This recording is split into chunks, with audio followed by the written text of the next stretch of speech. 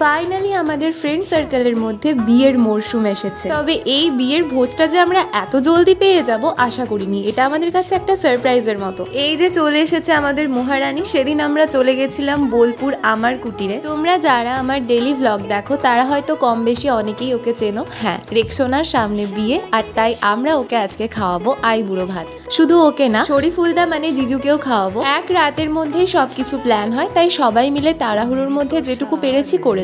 In fact restaurant থেকে আমাদেরকে অনেক হেল্প করেছে, আমাদেরকে খাবারগুলো দিয়ে গেছিল এবং অ্যাজ ইউজুয়াল আমরা সেগুলো সুন্দর করে ফুল টুল দিয়ে একটু ভালো করে সাজিয়ে দিলাম যাতে দেখতে একটু ভালো লাগে। অ্যান্ড এই হচ্ছে আজকের আইবুড়ো ভাত স্পেশাল মেনু। এই সমস্ত কিছু করতে করতে অনেকটা লেট হয়ে গেছিল, লাঞ্চ টাইম তো পেরিয়েই গেছিল। তো ওদের দুজনকে বসিয়ে আমরা সবাই একটু একটু করে ওদেরকে খাইয়ে দিয়েছিলাম, দেন সবাই মিলে খেতে বসে পড়েছিলাম। খুব তাড়াতাড়ি ওরা ওদের নতুন লাইফ শুরু করতে চলেছে, সবাই একটু কংগ্রাচুলেট করে দিও।